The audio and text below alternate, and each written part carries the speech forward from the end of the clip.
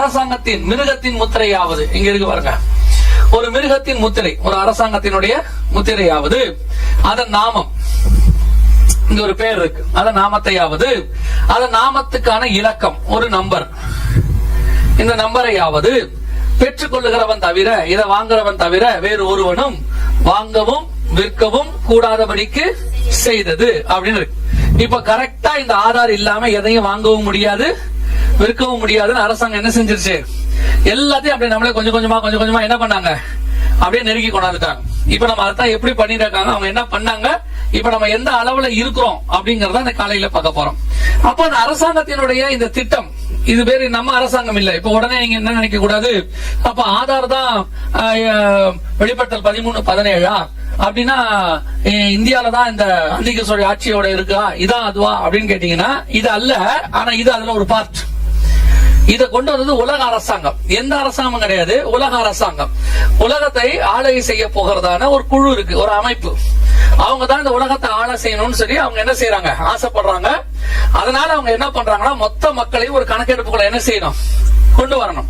கணக்கெடுப்புக்குள்ள கொண்டு வந்து நம்ம அத்தனை பேரையும் என்ன செய்யணும், அவங்களுடைய கண்ட்ரோலுக்கு கீழே வச்சுக்கணும். அதற்கான முதலாவதாக ஸ்டெப்பாகத்தான் இதை வச்சிருக்கிறாங்க. இந்த ஆதார் அட்டையை பத்தி ஒரு 10-15 வருஷமா நாங்க சொல்லிட்டு இருக்கிறோம். இன்னும் கரெக்டா சொன்னா 12 வருஷமா சொல்றோம். 2008 இருந்து சொல்லிக்கிட்டே இருக்கிறோம். இது வரும்போது நாங்க ஆரம்பத்துல சொல்லும் போது அப்படிலாம் ஒண்ணும் இல்லைங்க, சும்மா ஜெகன் பயம் முழுத்துறாரு, அப்படிலாம் ஒண்ணும் கிடையாதுன்னு சொன்னாங்க. இப்போ இந்த ஆதார் அட்டையினுடைய உண்மையான சொரூபம் நமக்கு தெரிய ஆரம்பிச்சிருச்சு. இது எவ்வளவு தூரம் ஆபத்துங்கிறத நம்ம சொல்லல, உலகத்தாரிலே சொல்ல ஆரம்பிச்சிருக்கிறாங்க. இதை எப்படி கொண்டு வந்தாங்க, இதை என்ன பண்ணாங்க அப்படிங்கறத நீங்க பாத்தீங்கன்னு சொன்னா, இந்த மாதிரி அட்டை உலகம் முழுவதும் கொடுக்கப்பட்டது, ஏதோ இந்தியால மட்டும் கொடுக்கல. இது இன்னைக்கு இல்ல, ஒரு 15 வருஷத்துக்கு முன்னாடியே ஃபர்ஸ்ட் மலேசியால ஆரம்பிச்சாங்க. இப்ப அப்படி ஆரம்பிக்கும் போது மலேசியாலையும் இதுல ஒரு பெரிய ஆச்சரியம் என்னன்னா, எல்லா அட்டையிலையும் பாத்தீங்கன்னா கரெக்டா அந்த 3 இருக்கும். ஒரு மிருகத்தின் முத்திரை இருக்கும், ஏதாவது ஒரு மிருகத்தினுடைய முத்திரை, அதாவது ஒரு அரசாங்கத்தின் முத்திரை இருக்கும். எந்த நாட்டுக்கு போனாலும் ஒரு அரசாங்கத்தின் ஒரு மிருகத்தின் முத்திரை இருக்கும். இது மலேசியால, இதான் ஃபர்ஸ்ட் மலேசியால ஆரம்பிச்சது. மலேசியால இதுக்கு பேரு மை கார்டுன்னு பேரு, இருக்கு பாருங்க, மை கார்டுன்னு பேரு. இவங்க ஊர்ல ஐடி கார்டுன்னு பேரு. இப்போ அரபு நாடுகளுக்கு போனீங்கன்னா இக்காமான்னு பேரு. இப்போ வந்துட்டு கனடாவுக்கு போனீங்கன்னா சின் கார்டு, சோசியல் இன்சூரன்ஸ் நம்பர்னு பேரு. இப்ப நம்ம ஊர்ல அதுக்கு பேர் என்னது, ஆதார்னு பேரு. ஆனா காமனா சொல்லணும்னா இது என்னன்னு கேட்டா ஐசி, ஐடென்டி கார்டு அப்படின்னு பேரு. இதுதான் ஆரம்பத்துல எல்லா நாடும் கொண்டு வந்தாங்க. எல்லா நாட்டிலையும் பாத்தீங்கன்னா ஒரு மிருகத்தின் முத்திரை, நாமம், இலக்கம் 3மே இருக்கும். எந்த நாட்டுக்கு இருக்கும், இந்த 3 இல்லாம இருக்காது. ஆரம்பத்துல மலேசியால இது கொடுத்தாங்க. அப்படியே படிப்படியா உலக நாடுகள் எல்லாவற்றிலும் கொண்டு வந்து இப்போ மேக்சிமம் எல்லா நாட்டிலும் இது என்ன செஞ்சாச்சு, கொடுத்தாச்சு. இப்ப கத்தர் சொன்னபடி முதலாவது வெளிப்படுத்தல் 13-17 மிருகத்தின் முத்திரை, நாமம், இலக்கம் 3 வந்துருச்சு. ரெண்டாவது, இந்த இலக்கத்தை புத்தி உடையவன் என்ன செய்யணும், கணக்கு பார்க்க கடவுள். அது மனுஷனுடைய இலக்கமா இருக்குது, அதனுடைய இலக்கம் 666 அப்படின்னு இருக்கு. இதுல 666 இருக்குதா அப்படின்னு கேட்டா, இப்ப உங்க ஆதார் அட்டையில எத்தனை இலக்கம் இருக்கு தெரியுமா, நம்பர் 16 டிஜிட் வந்துருச்சா உங்களுக்கு கையில? உங்க ஆதார்ல எத்தனை இருக்குது சும்மா சொல்லுங்க. எங்களுக்கு அட்டை கொடுத்தாங்க, அவ்வளவுதான் தெரியும். நாங்க உட்கார்ந்து இதெல்லாம் எண்ணிக்கிட்டா இருந்தோம். அட்டை கிடைக்கிறதே பெரிய விஷயம், அப்படிதான் நினைக்கிறோம். உங்க ஆதார்ல 12 இலக்கம் இருக்கும், 12 டிஜிட் இருக்கும். ஆனா அது இப்ப இல்ல, அவங்க கொடுக்கும் போது. இப்ப நீங்க போய் உங்களுடைய ஆதார் அட்டையை கொடுத்தீங்கன்னா அந்த ஆதார் அட்டைக்கு 16 இலக்க நம்பர் கொடுப்பாங்க. அதுக்கு பேர் விர்ச்சுவல் ஐடின்னு சொல்லுவாங்க. நீங்க போய் கேட்டீங்கன்னா 16 டிஜிட் நம்பர். இதை எப்போ மாத்திட்டாங்கன்னா, உங்களுக்கு போன வருஷமே மாத்தியாச்சு. 2018 அனௌன்ஸ் பண்ணிட்டாங்க. இப்ப 2019 இருந்து கொடுக்க ஆரம்பிச்சுட்டாங்க. உங்களுக்கு எல்லாருக்குமே 16 இலக்கத்தில் மாற்று அடையாள எண், அதாவது உங்களுடைய ஆதார் அட்டையில எத்தனை இலக்கம் இருக்கு, இப்ப 16 இருக்கு. இப்ப 16 தான், 12 கிடையாது, 12 முடிஞ்சிருச்சு. இப்ப ஒருவேளை உங்க அட்டையில 12 தெரியும், நீங்க போய் இ சேவை மையத்துக்கு போய் கொடுத்தீங்கன்னா உங்க நம்பர் 16ன்னு சொல்லுவாங்க. உங்க நம்ம அத்தனை பேரோட இலக்கம் எத்தனை மாறிடுச்சு, 16. இந்த 16 இலக்கம் மாறினா தான் நமக்கு 666 வரும். 16 இலக்கம் ஆகாம 666 வராது. ஆரம்பத்துல இந்த 12 இலக்கம் கொடுக்கும் போதே நாங்க எங்க மேகசின்ல எழுதணும், இது 12 கிடையாது, தப்பா கொடுக்கறாங்க, 16 கொடுக்கணும் அப்படின்னு. 16 கொடுத்தாதான் 666 வரும்னு சொன்னோம். அப்போ ஒரு சிலர் சொன்னாங்க, எங்க மேகசின் படிக்கிறவங்க, அரசாங்கமே 12 தான் கொடுக்குது, நீங்க 16 வருங்கிறீங்க, நீங்க என்ன தீர்க்கதரிசியா அப்படி இப்படினாங்க. இதுக்கு தீர்க்க தரிசனம்லாம் தேவையில்லை, கொஞ்சம் கால்குலேட் பண்ணும். ஆண்டவர் சொன்னது புத்தியுடையவன் கணக்கு தான் பார்க்க சொன்னார். தீர்க்க தரிசனம் வராதுக்கு அவசியமே இல்ல, கொஞ்சம் புத்தி இருந்தா போதும், அவ்வளவுதான். ப. சிதம்பரம் பீரியட்ல அதை கொண்டு வந்தாங்க. அப்பதான் இது நம்பர் கொடுக்கப்பட்டது. அப்போ 12 கொடுத்தாங்க, இப்ப 16 ஆக்கிட்டாங்க. 16க்கும் 666க்கும் என்ன இருக்கு அப்படின்னு கேட்டீங்க சொன்னா, இப்போ உங்க கையில இருக்கிற செல்போன் நம்பர் இருக்கு இல்லீங்களா, எத்தனை டிஜிட் அது? ஒரு முடிவுக்கு வாங்க. 10 12? ஆண்களுக்கெல்லாம் 12, பெண்களுக்கெல்லாம் 10 இல்லையா? 14. இது புது கதையா இருக்குன்றீங்களா? உங்க செல்போன் நம்பர் 10 டிஜிட் தான். அதுக்கு முன்னாடி பாத்தீங்கன்னா +91 இருக்கும், இருக்கா? பிளஸ்ங்கிறதுக்கு 00 அர்த்தம். பிளஸ்க்கு எப்பவுமே என்ன பண்ணுவாங்க, 00 போடுவாங்க. 0091, அப்புறம் ஒரு 10 டிஜிட். மொத்தம் எத்தனை ஆச்சு? உங்களுக்கு செல்போன் நம்பர் கொடுக்கும் போதே 14 இலக்கம் தான். இப்ப இந்த செல்போன் நம்பர் 14 இலக்கத்துல என்ன செய்வாங்கன்னா, இத 16 இலக்கமா மாத்துவாங்க. எப்படி உங்களுடைய 12 இலக்கத்தை எத்தனை மாத்துறாங்க? 16 இலக்கமா ஆதார் மாத்துறாங்க. ஏன் 16 மாத்துறாங்கன்னா, கம்ப்யூட்டருக்கு 2 நம்பர், கம்ப்யூட்டருக்கு 2 நம்பர். உங்க கையில 16, கம்ப்யூட்டருக்கு 2, மொத்தம் எத்தனை ஆச்சு? 18 இலக்கம். கம்ப்யூட்டரை பத்தி உங்களுக்கு தெரியும் தானே?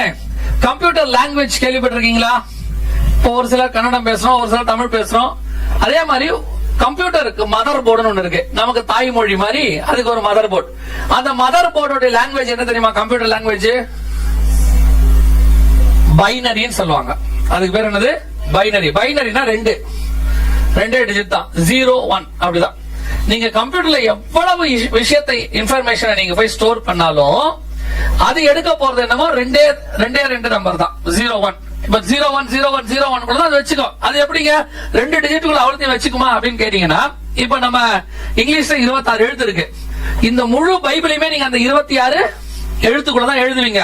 தேவைப்பட்டா அது என்ன பண்ணும், AA போட்டுக்கோ, AAA போட்டுக்கோ, BB போட்டுக்கோ, கேபிட்டல் D போட்டுக்கோ, நம்ம அதுக்கேற்ற மாதிரி செஞ்சுப்போம். அதே மாதிரி தான் இந்த கம்ப்யூட்டரும் 2 டிஜிட் தான், அதுக்கேற்ற மாதிரி அதை என்ன செஞ்சுக்கோ, எல்லாத்தையும் மாத்திக்கோ. சோ கம்ப்யூட்டரோட லாங்குவேஜுக்கு 2, அதோட எழுத்து 2. இப்போ உங்க கையில 16, அதுல எத்தனை இருக்கு? மொத்தம் எத்தனை ஆச்சு? 18. இந்த 18 தான் 6 6 6 பிரிப்பாங்க. 3 6.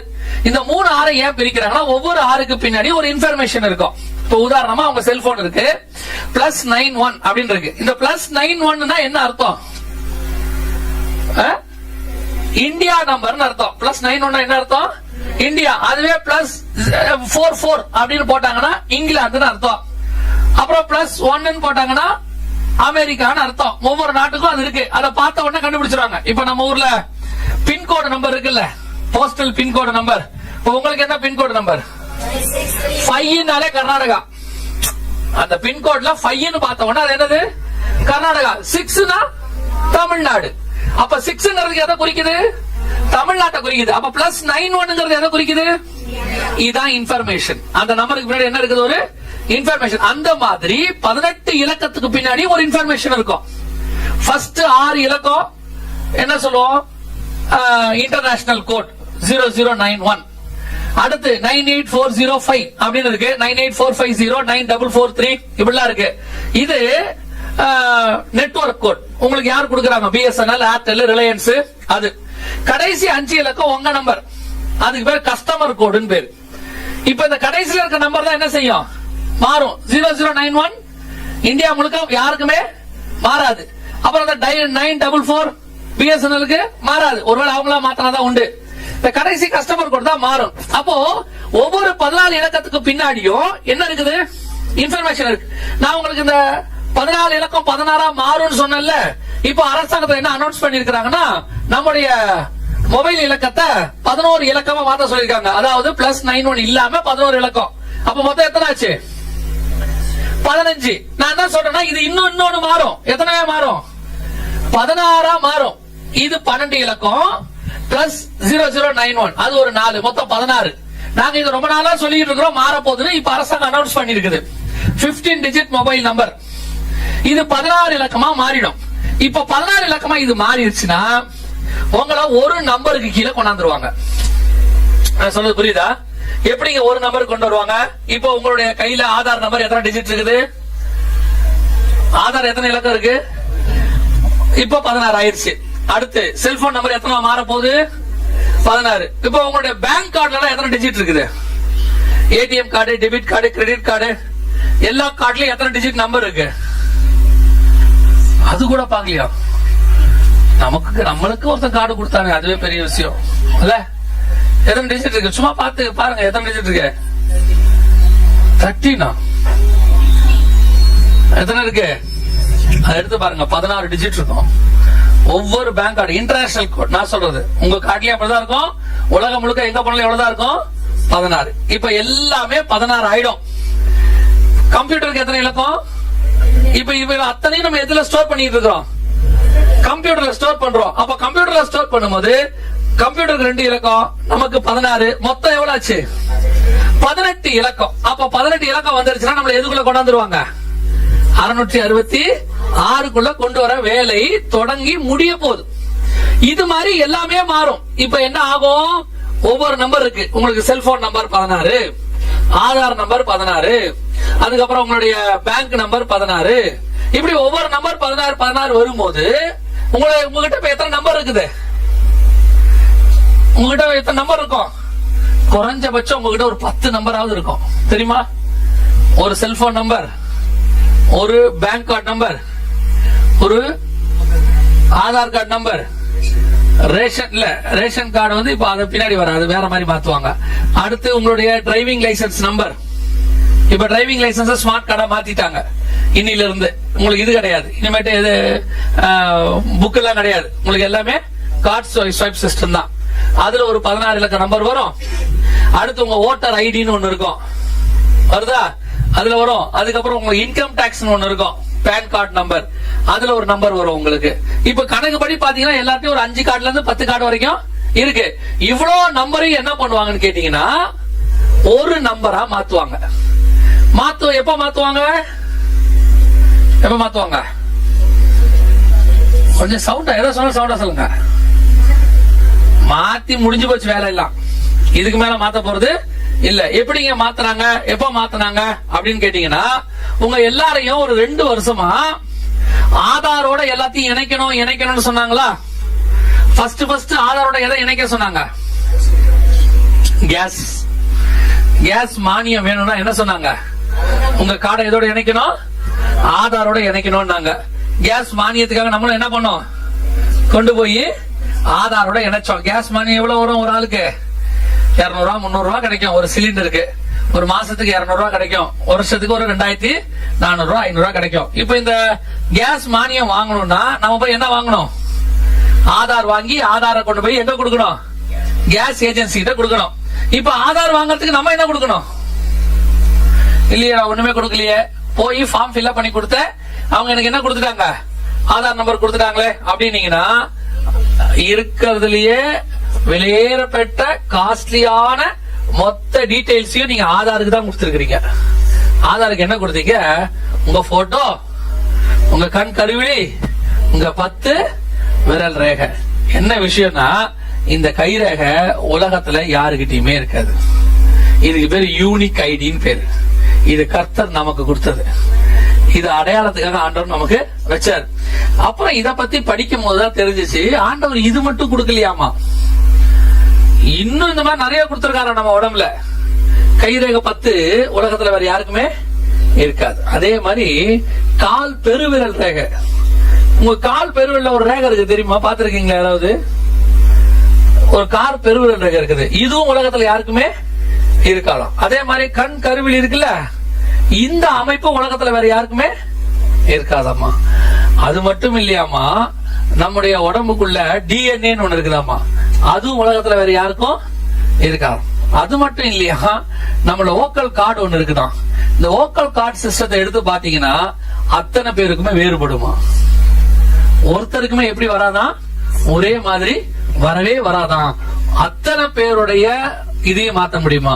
அதுக்கு அடுத்து நம்முடைய உதடு ரேகை. இந்த உதட்டுல ரேகை இருக்கு பாத்தீங்களா, இதுவும் எல்லாருக்கும் எப்படிதான் இருக்குமாமா, வேற மாதிரி தான் இருக்குமா. அப்பனா கர்த்தர் நம்மளை எப்படி வச்சிருக்கிறாரு? யூனிக்கா வச்சிருக்கிறாரு. அதான் மனுஷனை விசேஷமாய் உண்டாக்கினார். நம்ம இந்த விவரம் புரியாம என்னத்த இருக்கு என் வாழ்க்கையில, எனக்கு என்ன இருக்கு, உனக்கு கைரேக 10 இருக்கு. இதுவே உலகத்துல வேற யாருக்குமே இல்ல. எங்க இத வச்சு என்னங்க பண்ணலாம், இந்த கைரேகையில என்ன பிரயோஜனம், அம்பானி கிட்ட கொடுத்து பாருங்க, உங்க கைரேகையை வச்சு அவர் சம்பாதிச்சுக்கிட்டு இருக்கிறாரு. நீங்க எல்லாம் போய் ஜியோல ஃப்ரீ தானே கொடுத்தாங்க, ஜியோ கார்டு என்னது ஃப்ரீ, ஃப்ரீ சிம் கொடுக்கறாங்க, ஃப்ரீ டேட்டா கொடுக்கறாங்க, ஃப்ரீ கால்ஸ் கொடுக்கறாங்க. போய் ஏன் அம்பானி நமக்கு ஃப்ரீயா கொடுக்கறாரு? அம்பானி எந்த விதத்துல நமக்கு சொந்தக்காரரு? என்னுடைய மக்களுக்கு நான் இலவசமாய் சேவை செய்கிறேன்னு சொல்றதுக்கு அவர் என்ன, அவரு அவ்வளவு பெரிய பரந்த மனப்பான்மை உடையவர் அவரு. அம்பானி என்ன பண்ணாரு, உங்களுக்கு ஃப்ரீ அப்படின்னு சொன்ன உடனே நீங்க என்ன பண்ணுவீங்க, ஃப்ரீயா நம்ம பின்னால கொடுத்தாலும் லைன்ல நின்று வாங்குவோம்னு அவருக்கு தெரியும். ஃப்ரீன்னு சொன்ன உடனே நம்ம எல்லாம் போய் லைன்ல என்ன பண்ணுவோம். அதுக்கு அவர் கேட்டது ஒன்னே ஒண்ணுதான். என்ன கேட்டாரு, உங்க ஆதார கொடுத்து கைரேகையை கொடுத்துருங்க. இப்ப அம்பானி கிட்ட எவ்வளவு பேர் இருக்காங்க தெரியுமா? அம்பானியோடைய கஸ்டமர்ஸ் 10 கோடி பேர். அம்பானி கிட்ட இந்த 10 கோடி பேருடைய டீடைல்ஸ் இப்போ இருக்கு. இதுதான் இப்ப இருக்கிறதுலே உலகத்திலே சிறந்த வியாபாரம். என்ன வியாபாரம்? இப்ப உங்க 10 கோடி போன் இருக்குதா, உங்க 10 கோடி பேருடைய போனுக்கும் விளம்பரம் வருதா? இந்த விளம்பரம் கொடுக்கறது உங்க நம்பரை அவர் அம்பானி என்ன பண்ணிருக்கிறாரு, சேல்ஸ் பண்ணிருக்கிறாரு. இப்போ உங்க போனை கண்காணிக்கலாம், உங்க போனை SMS படிக்கலாம், வாட்ஸ்அப் படிக்கலாம், நீங்க என்ன யூடியூப்ல பாக்குறீங்கன்றத பார்க்கலாம், நீங்க யாருக்கு என்ன அனுப்புறீங்கன்னு தெரியல. இதுல வேற நம்மால அறிவாளி என்ன தெரியுமா, அனுப்பிட்டு டெலீட் பண்ணிடுவான். எப்படி டெலீட் பண்ண உடனே இவரு யாருக்கும் தெரியாது, டெலீட் பண்ணிட்டேன்.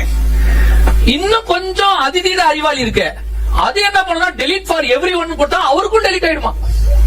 யாருக்கு யாருக்கு அனுப்பணுமோ அவருக்கும் டெலீட் ஆயிடும். இப்ப இவங்களுக்கு என்ன மனசு பெரிய திருப்தி, நம்ம அனுப்பினது யாருக்கும் தெரியாது. லூசே, உனக்கும் அவனுக்கும் மட்டும்தான் தெரியாது, அனுப்பினவனுக்கு மட்டும்தான் அது டெலீட்.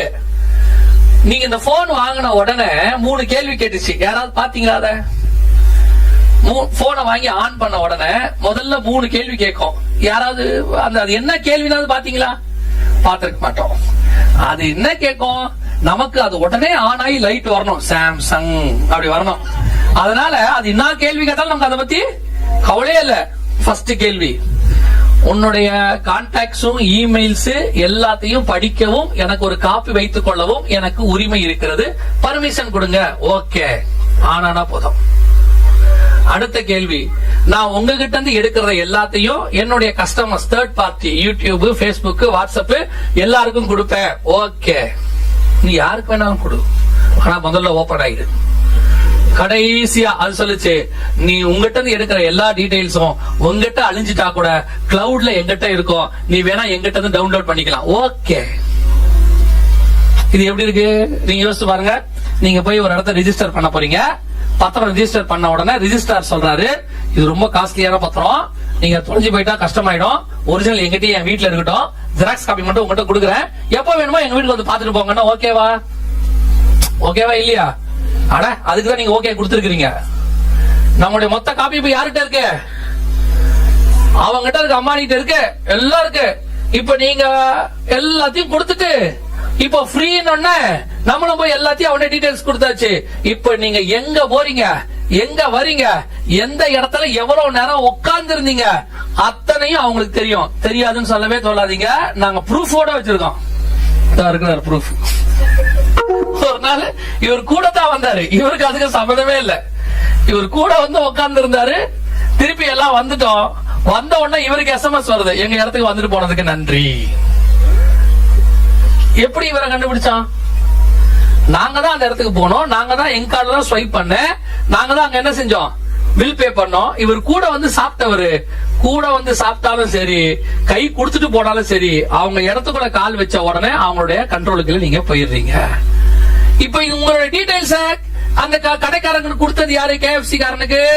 உங்க டீடைல்ஸ் வந்து துணி கடைக்காரனுக்கு கொடுத்தது யாரு? உங்க டீடைல்ஸ் வந்துட்டு நீங்க கார் ஷோரூமுக்கு போகும்போது அங்க கொடுத்தது யாரு? மொத்த ஹப்பும் ஒரு இடத்துல இருக்கு. நீங்க எப்ப செல்போனுக்கு ஓகே கொடுத்தீங்களோ அத்தனையும் அவங்க கிட்ட போயிடுச்சு.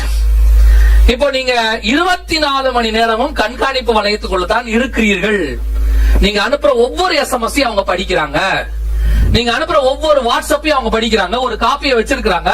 இப்ப எப்படி போலீஸ்காரங்க கண்டுபிடிக்கிறாங்க நிறைய விஷயத்த நீங்க எல்லாம் டெலிட் பண்ணி முடிச்சிடுறீங்கல்ல, அவங்க நேரா போய் ஐடி டிபார்ட்மெண்ட்டுக்கு போய் அவங்க கிட்ட ஒரு காப்பி கேட்பாங்க.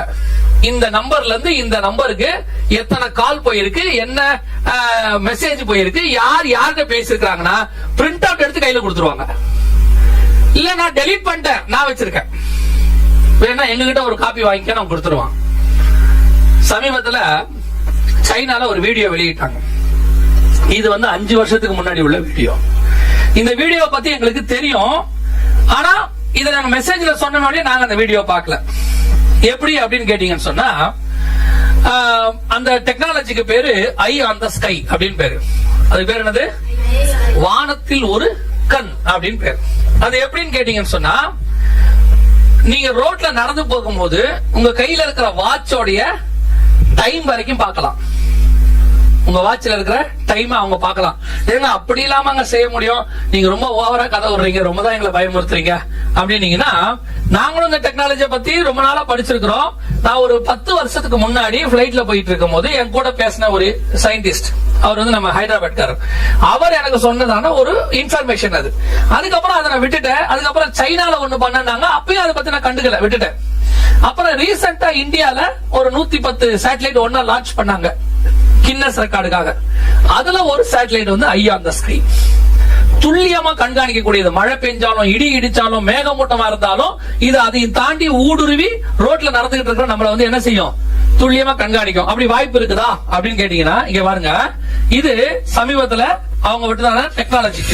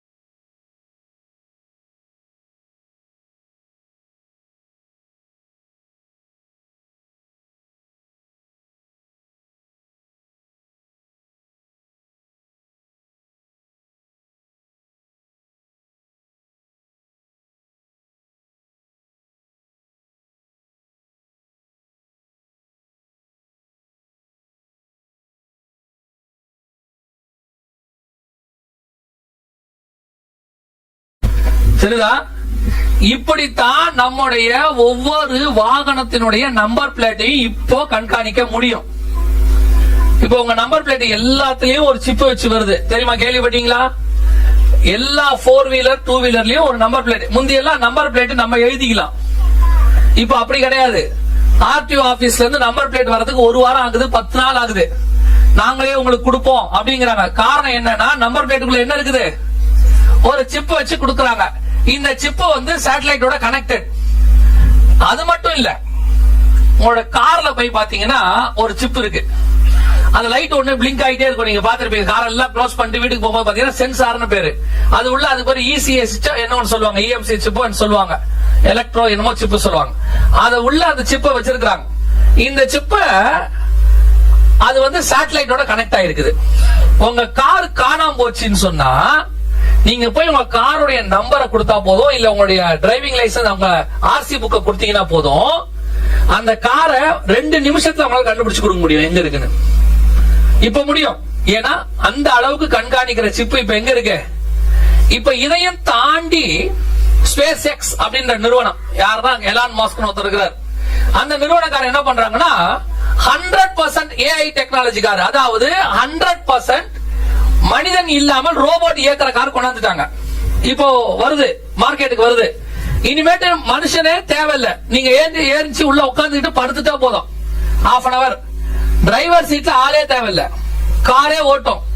இப்ப டிரைவர் பிளஸ் 4 பேர் இருக்கிற மாதிரி இனிமேட்டு 5 பேர் நீங்க டிராவல் பண்ணலாம். 5 பேருமே வண்டி ஓட்ட தெரியாதவங்களா இருந்தாலும் பிரச்சனை இல்ல, அந்த காரே கொண்டு போயிடும். ஏன்னா கார் 100% சேட்டலைட்.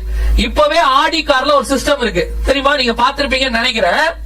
நீங்க போயிட்டு இப்போ நம்ம ஆபீஸ் வாசல்ல நம்ம சர்ச் வாசல்ல இறங்குறோம். இறங்கிட்டு நீங்க போயிடலாம், அதுவே தானா பார்க் பண்ணிக்கும். பாத்திருக்கீங்களா யாராவது? ஆட்டோ பார்க்கிங் கார் இப்ப வந்திருக்கு.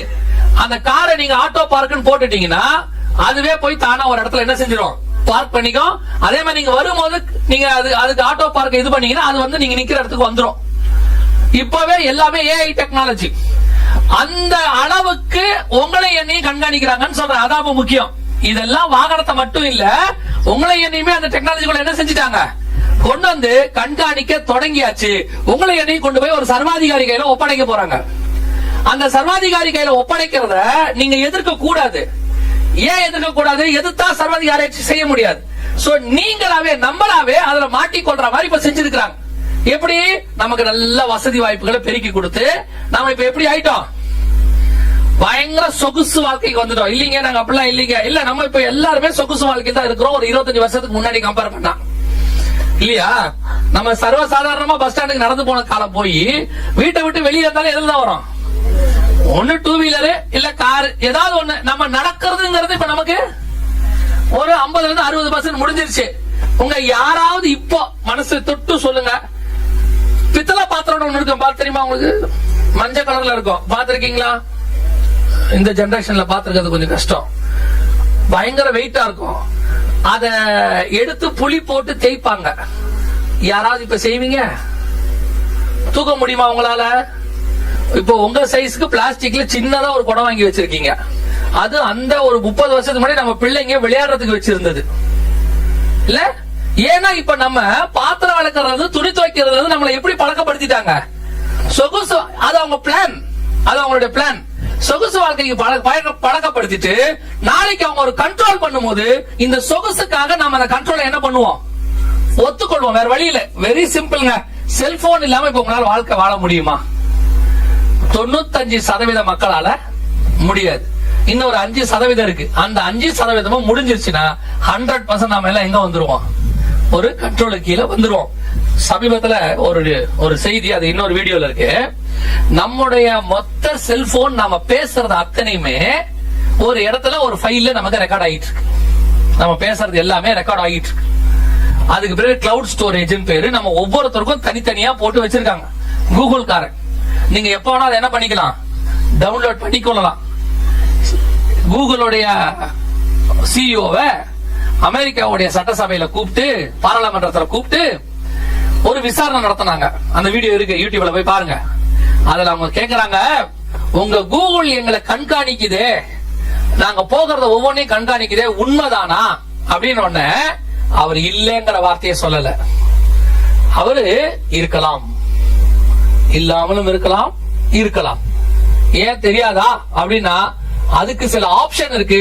அதை நீங்க ஓகே கொடுத்தாதான் அது கண்காணிக்கும், நீங்க ஓகே கொடுக்காட்டி அது கண்காணிக்காதுன்னு ஒரு விளக்கத்தை கொடுக்கிறாரு. நம்ம தான் போன் வாங்கும் போதே என்ன பண்ணிட்டோம், எல்லாத்துக்கும் ஓகே கொடுத்துட்டோமே. நம்ம பேசின அத்தனையும் ரெக்கார்ட் ஆயிருக்கு, அனுப்பின அத்தனை மெசேஜும் ரெக்கார்ட் ஆயிருக்கு, அனுப்பின எல்லா வீடியோவும் ரெக்கார்ட் ஆயிருக்கு. அத்தனையும் என்ன ஆயிருக்குது, ரெக்கார்ட் ஆகி ஸ்டோர் ஆகி ஒரு இடத்துல பத்திரமா இருக்கு. இப்போ நாம ஒரு சர்வாதிகாரியின் கண்ட்ரோலுக்கு கீழே போயிட்டோம். அந்த சர்வாதிகாரி நம்மளை கண்காணிக்கிறதுக்கான ஒரு கருவி நம்ம கிட்ட வேணும். அந்த கருவி தான் உங்க கையில இருக்கிற ஆதார் அட்டை. இந்த ஆதார் அட்டையை தான், அது உள்ளதா உங்களுக்கு இப்படி ஒரு சிப் இருக்கு. இங்க பாருங்க, இப்படி ஒரு சிப் இருக்கு. இந்த மஞ்சள் கலர் சிப் எல்லாத்துலயும் இருக்கும் பாத்தீங்கன்னா. இப்ப இந்த சிப்பை நீங்க பாத்திருப்பீங்க, உங்களுடைய ஏடிஎம் கார்டு, டெபிட் கார்டுல இருக்கும். டிரைவிங் லைசன்ஸ் இப்ப வருது, புதுசு கார்டா தான் வருது. அதுல பாத்தீங்கன்னா என்ன இருக்குது, சிப் இருக்கு. அதோட பெரிய ஆச்சரியம், இந்த 2018க்கு பிறகு கார் வாங்கின எல்லாருக்கும் பாருங்க, ஆர்சி புக் கிடையாது, ஒரு கார்டு, ஒரு ஸ்மார்ட் கார்டு. அதுல என்ன இருக்கு, சிப் இருக்கு. ஒரு 2019 நமக்கு ஒரு ரூல் போட்டாங்க, சிப் இல்லாத பேங்க் கார்டு எல்லாம் என்ன ஆகாது, யூஸ் ஆகாது அப்படின்னு இங்க ஒரு ரூல் போட்டாங்க. இங்க இருக்கு பாருங்க.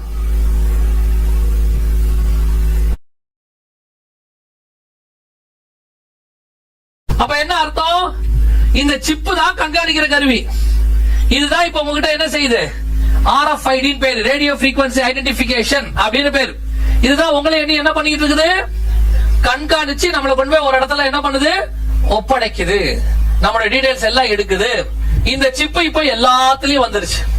இப்ப என்ன பண்ண போறாங்க அப்படிங்கறது ரொம்ப முக்கியமான விஷயம். என்ன பண்ண போறாங்கன்னா மொத்த கார்டு சிஸ்டத்தையும் ஒழிச்சு ஒன் கார்டு சிஸ்டம் கொண்டு வருவாங்க. இத நாங்க ஒரு கிட்டத்தட்ட ஒரு 6 வருஷமா சொல்லிட்டு இருக்கிறோம். இந்த ஒன் கார்டு சிஸ்டம் வரப்போது ஒன் கார்டு வந்துருச்சுனாலே நம்முடைய எண்ட் டைம் முடிவுக்கு வந்துருச்சுன்னு அர்த்தம். ஏன்னா அந்த ஒன் கார்டு தான் உங்க வலது கைக்கும் நெத்திக்கும் என்னவா மாறப்போகுது, முத்திரையா 16வது வசனமா மாறும். இந்த 17வது வசனம் தான் ஒன் கார்டு சிஸ்டம். அது எவ்வளவு தூரத்துல இருக்குது அப்படின்னு கேட்டீங்கன்னா கவனிங்க. இப்போ எல்லாத்தோடயும் உங்க டிரைவிங் லைசன்ஸோட ஆதாரம் இணைச்சாங்க, உங்க வருமான வரி தாக்கலோட ஆதார் இணைக்கப்பட்டது, வங்கி கணக்கோட ஆதார் இணைக்கப்பட்டது, இன்சூரன்ஸ் பாலிசியோட ஆதார் இணைக்கப்பட்டது, எல்லா நீட் தேர்வுக்கு ஆதார் கட்டாயம், எல்லாத்துக்கும் ஆதார். அப்ப இப்ப என்ன ஆயிடுச்சு, ஒரு ஆதார் நம்பர் மேல இருக்கு உங்க நம்பர். அந்த ஆதார் நம்பரை போட்ட உடனே அதுக்கு கீழே உங்க பேங்க் டீடைல்ஸ், உங்க டிரைவிங் லைசன்ஸ், உங்க பேன் நம்பர், அப்புறம் உங்களுடைய வாகன டீடைல்ஸ். ஏன்னா வாங்கணும் எல்லாத்துக்கும் என்ன கொடுக்குறோம், ஆதார், ஓட்டர் ஐடி எல்லாம் வந்துரும். சரி இவ்வளவுதான் பிரச்சனையா அப்படின்னா இல்ல. உங்க ஆதாருக்கு கீழே உங்க மனைவியோட ஆதார் நம்பர் இருக்கும். ஏன்னா உங்க ஆதார்ல மனைவின்ற டீடைல்ஸ் அவங்களுக்கு கொடுத்திருக்கீங்க. பிள்ளைகளுடைய ஆதார் இருக்கும். இப்போ உங்க மனைவியோட டீடைல்ஸ்ல போனா அவங்களுடைய கார்டு, அவங்களுடைய பேன் நம்பர், அவங்களுடைய ஓட்டர் ஐடி, அவங்க பேர்ல என்னென்ன இருக்குது எல்லாம் வரும். சமீபத்துல ஒரு 2-3 வருஷமா லேண்ட் ரெஜிஸ்ட்ரேஷன் ஆகாம இருந்துச்சு. பாத்தீங்களா, லேண்ட் ரெஜிஸ்ட்ரேஷன் பண்ணாம இருந்துச்சு. ஆதார் இருக்கிறவங்களுக்கு மட்டும்தான் லேண்ட் ரெஜிஸ்ட்ரேஷன், மத்த யாருக்குமே கிடையாது. ஏன் அப்படி கிடையாதுன்னு சொன்னாங்க அப்படின்னு கேட்டீங்கன்னு சொன்னா, இந்த 2000 வருஷமா இந்தியாவுல, அதுவும் வெள்ளக்காரன் போன பிறகு 150 வருஷமா இந்தியால எந்த ஒரு லேண்டும் கம்ப்யூட்டருக்குள்ள இல்ல, எல்லாமே மேனுவல் லெட்ஜர்ல இருந்துச்சு. இப்பதான் நம்ம 2000க்கு அப்புறம் தான் கம்ப்யூட்டரைஸ்ட் ஆக்கணும். இந்த 20 வருஷமா உள்ளது மட்டும்தான் எங்க இருந்துச்சு, கம்ப்யூட்டருக்குள்ள இருந்துச்சு. அப்ப இந்த வெள்ளக்காரன் போன பிறகு உள்ள எல்லாமே லெட்ஜர்ல தான் இருந்துச்சு. இப்ப இது எல்லாத்தையும் எதுல கொண்டு வரணும், கம்ப்யூட்டர்ல கொண்டு வந்து ஆதாருக்கு கீழே கொண்டு வரணும்ட்டு எல்லாமே ரீ ரெஜிஸ்டர் பண்ண சொன்னாங்க. எல்லாருமே உங்களோட லேண்ட கொண்டு என்ன செய்யணும், ஆதாரோட பண்ணணும். இப்ப ஆதாரோட ஒரு நீங்க பண்ணாம இருப்பீங்க, அதுக்கும் ஒரு சட்டம் போட்டாங்க. என்ன சட்டம் போட்டுருக்காங்க அப்படின்னு பாத்தீங்கன்னா, எல்லாத்தையும் ஆதாரோட இணைக்கணும்னு ஒரு சட்டம் போட்டு, இங்க பாருங்க, இந்தியா முழுவதும் உள்ள வழிபாட்டு தலங்களில் ஆய்வு நடத்த வேண்டும். மாவட்ட ஆட்சியாளர்களுக்கு உச்ச நீதிமன்றம் உத்தரவு. சொத்துக்களை பாதுகாக்க அதிரடி நடவடிக்கை. எங்கெங்கெல்லாம் செய்யணும், கோவில், மசூதி, தேவாலயங்களில். இது பேப்பர்ல வந்தது. இந்த வேலை ஆரம்பிச்சாச்சு. என்ன பண்றாங்க அப்படின்னு கேட்டீங்கன்னா, எல்லா நிலங்களையும் ஆய்வு செய்து அத்தனையும் ஒரு ஆதார் நம்பர் கீழே தான் இருக்கணும். அது ட்ரஸ்ட் நம்பரோ அல்லது ஒரு தனி நம்பரோ, எல்லாமே ஒரு நம்பரு கீழே இருக்கணும். நம்பருக்கு கீழே இல்ல எல்லாமே யாருக்கு சொந்தம், கவர்மெண்ட்டுக்கு சொந்தம். இப்போ காஷ்மீர்ல இருந்து கன்னியாகுமரி வரைக்கும் அத்தனை சதுரம் ஸ்கொயர் ஃபீட்டும் எல்லாமே எதுல இருக்கும், கம்ப்யூட்டருக்குள்ள இருக்கும். இனி நீங்க விற்க போனாலும் சரி, வாங்க போனாலும் சரி, நீங்க வாங்கின உடனே அங்க போய் ரெஜிஸ்டர் ஆயிடும், நீங்க வித்தாலும் ரெஜிஸ்டர் ஆயிடும் நம்முடைய அத்தனை. அதனால இந்த ப்ராசஸ் முடியற வரைக்கும் எந்த ரெஜிஸ்ட்ரேஷனுமே கிடையாதுன்னு சொல்லி வச்சிருந்தாங்க. இப்ப நம்முடைய அத்தனை அங்கங்களும் ஒரு பார்ட்டாக என்ன செய்யப்படுது, கண்காணிக்கப்படுகிறது. ஒவ்வொரு வீடு, சமீபத்துல ஊழியக்காரங்களுக்கு தெரியும், இங்க ஊழியக்காரங்க வந்திருக்கீங்களா, ஒரு 4-5 பேர் இருக்கிறீங்க. ஊழியக்காரங்களுக்கு தெரியும், உங்க ஏரியாவில் இருக்கிற எல்லா சர்ச்சஸையும் கவர்மெண்ட் வந்து சர்வே எடுத்து முடிச்சிருச்சு. தெரியுமா தெரியாதா?